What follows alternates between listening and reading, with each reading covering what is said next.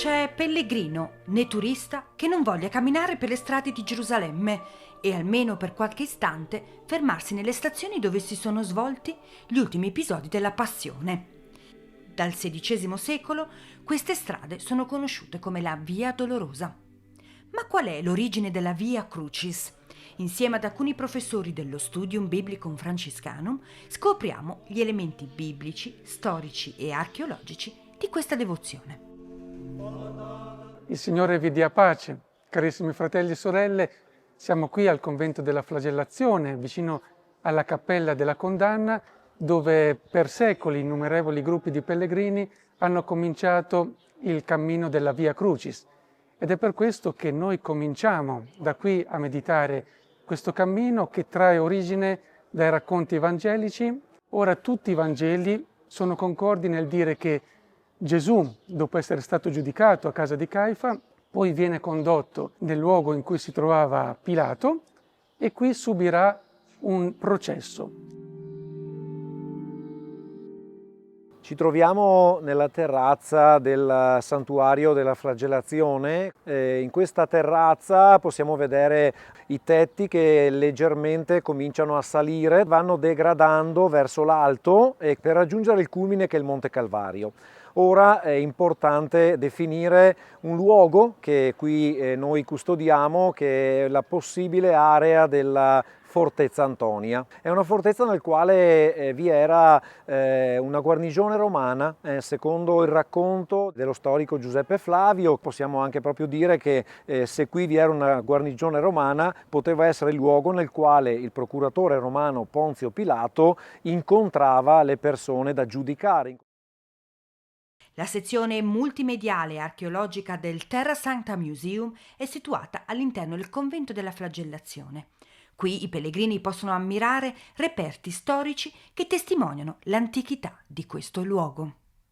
Siamo entrati nella parte principale del museo dello Studium Biblico Franciscanum. Abbiamo degli elementi che ci indicano un'antichità del luogo, in modo particolare si vedono dei resti di soffitto del periodo erodiano e si vede un accesso in profondità alla piscina chiamata dello Struzion. Nel secondo secolo quest'area qui è diventata un accesso alla città con un triportico, con tre ingressi, diciamo, a tre fornici e una grande piazza lastricata con questo basolato e quindi era un accesso importante da est verso la città.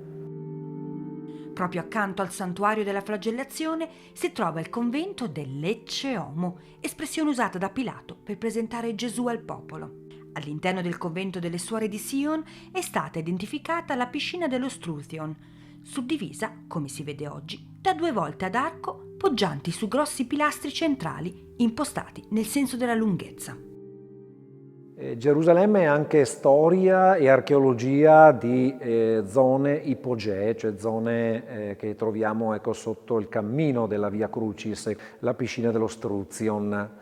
È una piscina antica che raccoglieva l'acqua piovana, ma è anche una valle che poi l'imperatore Adriano decise di colmare attraverso una costruzione di una volta su questa piscina e quindi la piazza chiamata oggi Litostroto. E quindi uno dei possibili luoghi dove Gesù è stato detenuto con l'incontro di Pilato e poi fu presentato al popolo.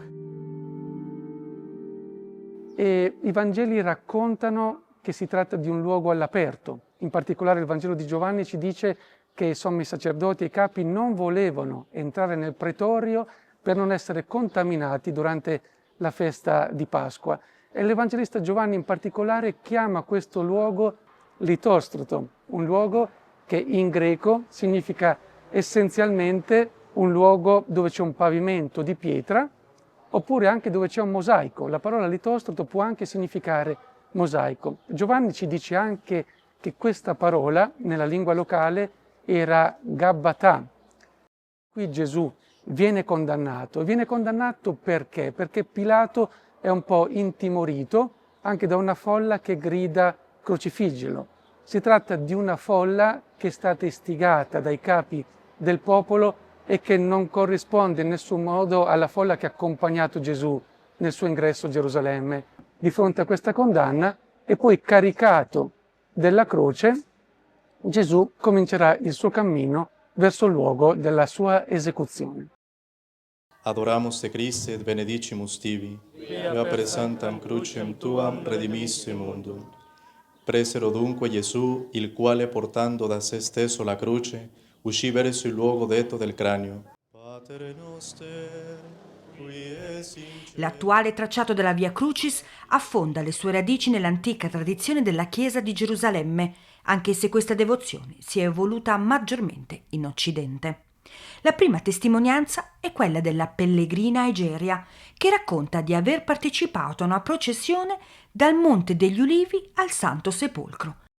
Il numero e la sequenza delle stazioni furono gradualmente fissati a partire dal XVI secolo, subendo numerose modifiche fino a raggiungere il percorso che conosciamo oggi.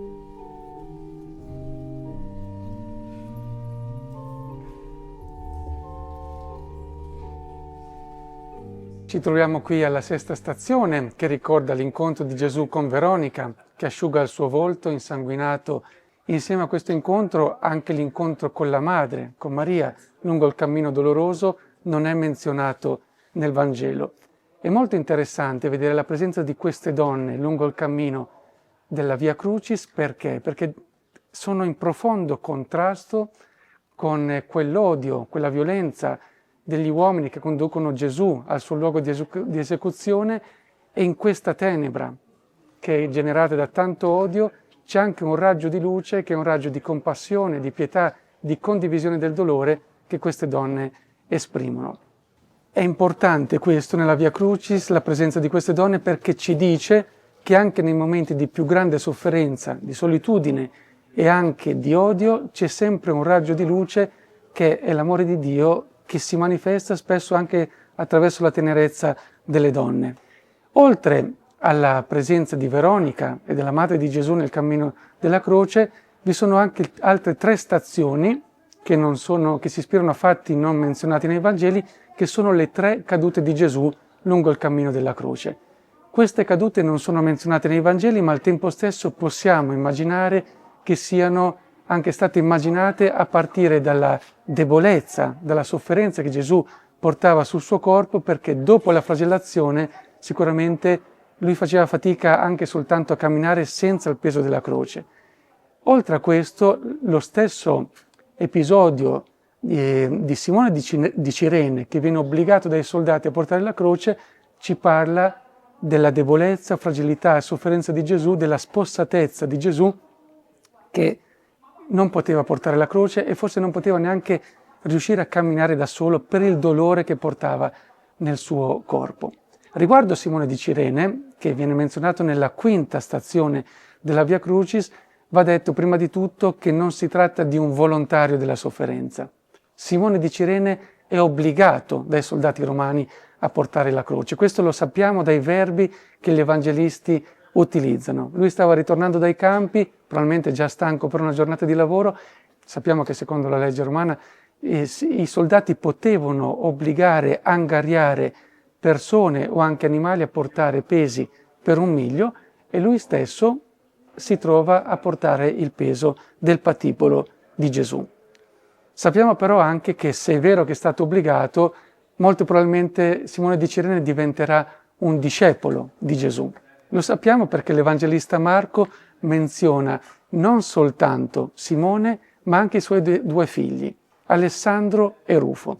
Se non fossero diventati discepoli di Gesù, i loro nomi non sarebbero mai stati ricordati. E allora questo ci insegna e ci dice che molto spesso le persone che si trovano dentro situazioni di dolore, di sofferenza propria o altrui, anche se non hanno scelto sicuramente di vivere quella sofferenza, ma attraverso quella sofferenza hanno l'occasione di avvicinarsi a Dio. Per cui non è una sofferenza maledetta, ma una sofferenza che può dare vita a una sequela, a un cammino, e soprattutto può dare l'occasione a una persona di avvicinarsi profondamente a Dio.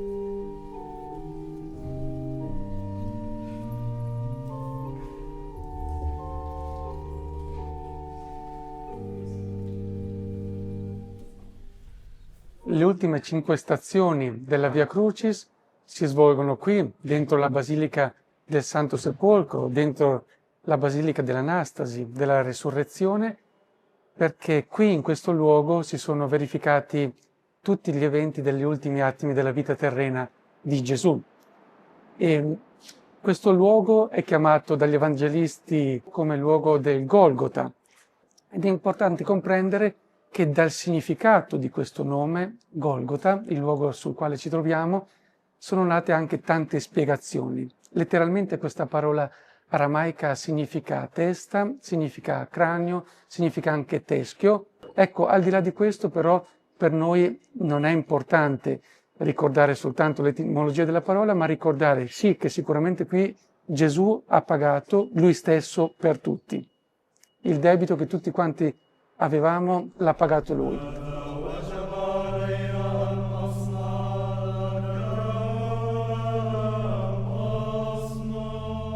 Questi luoghi chiaramente sono i 2 luoghi più importanti di tutti i luoghi santi della Terra Santa e di Gerusalemme, cioè il luogo della morte di Cristo e il luogo della sepoltura e della risurrezione. L'imperatore Adriano, quando voleva ricostruire la città di Gerusalemme come una colonia romana, ha costruito qui un complesso pubblico e religioso alle divinità pagane. E però questa roccia del Calvario è rimasta visibile perché è molto alta. E quindi i cristiani, anche se non potevano più pregare e visitare i luoghi come prima, siamo nel 130-135 d.C., però hanno conservato il ricordo e la memoria. E abbiamo molte fonti antiche, in greco e in latino, che ci ricordano come i cristiani di Gerusalemme vedevano ancora il luogo della morte di Gesù e non lo avevano dimenticato.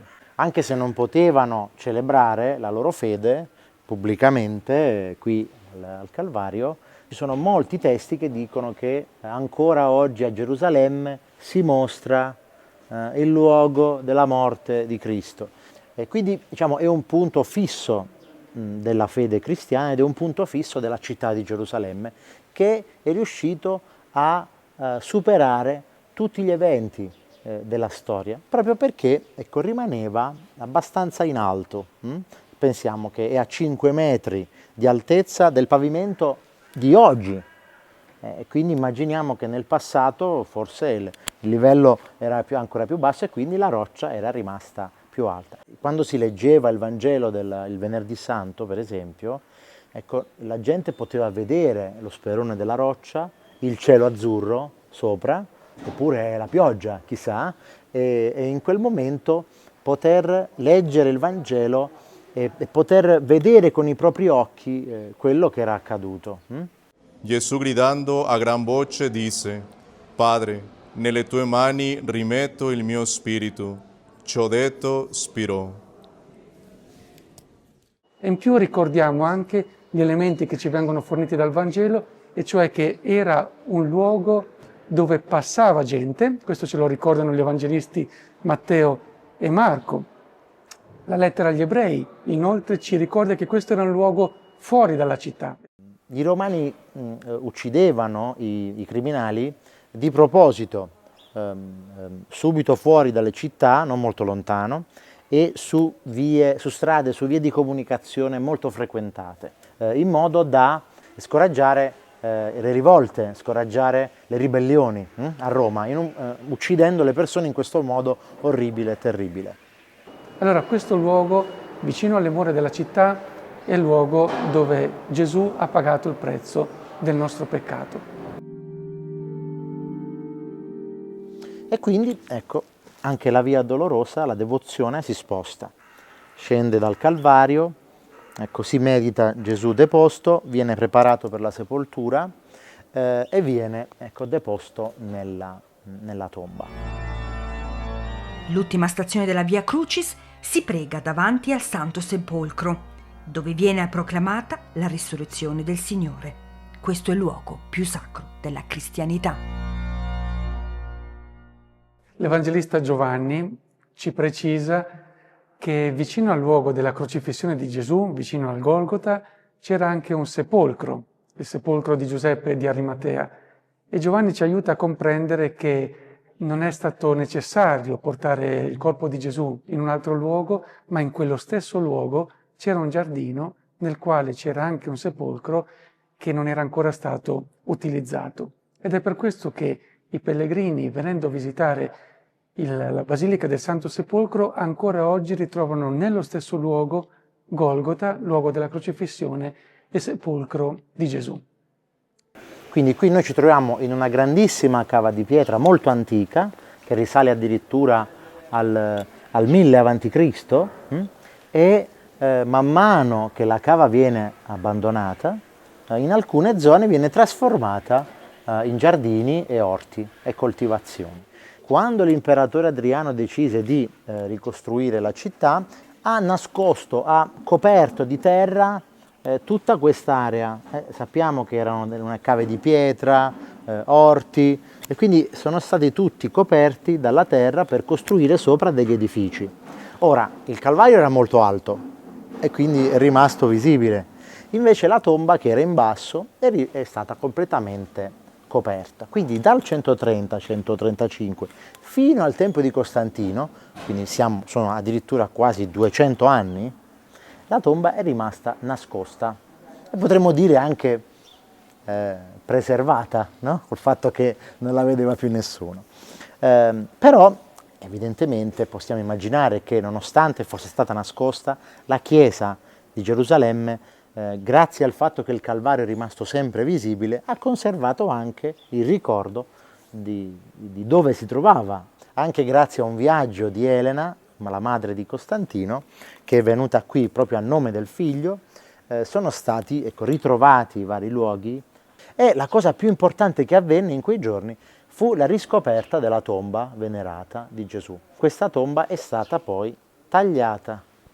Hanno distrutto tutta la collina intorno e da allora non si è mai smesso di venerare questa sepoltura. Noi oggi sappiamo, dopo le ricerche, le indagini del 2016 e 2017 del restauro dell'edicola, sappiamo che anche la roccia di questa tomba venerata è ancora presente, anche se chiaramente non è visibile perché l'edicola attuale ricopre tutto. Ma riusciamo con tanta fatica, quasi forse non riusciamo proprio, a immaginare lo scenario di questa cava di pietra, di questi orti, dove i romani uccidevano i condannati e dove Gesù fu sepolto, e poi dove il mattino di Pasqua le donne accorsero per vedere la tomba, e dove ci fu la più grande sorpresa della storia. I pellegrini che continuano a venire qui che cosa trovano? Trovano un sepolcro vuoto, perché Gesù è risorto il terzo giorno, dopo la sua spogliazione, la sua crocifissione, la sua morte sulla croce, la deposizione dalla croce e la sua sepoltura. Ecco, passano 3 giorni di silenzio e Gesù risorge. Ed è per questo che ancora oggi si viene a contemplare un sepolcro vuoto che non ci parla dell'assenza di Dio, ma ci parla di una nuova presenza, di Gesù che vive nella comunità dei credenti, un Gesù che è vivo per sempre e che anche a noi ci dona la vita eterna, perché in questo luogo Gesù ha pagato il prezzo del nostro peccato, ha restituito quanto era il nostro debito, e per questo motivo in questo luogo ancora noi veniamo a ringraziare per il dono immenso della vita eterna. Al Signore quindi tutta la nostra gratitudine per la storia che ha compiuto in questo luogo, per quanto ha sofferto per noi e per il dono immenso che è la vita eterna. Amen. Apriti a un gesto di solidarietà e sostieni la missione della custodia di Terra Santa.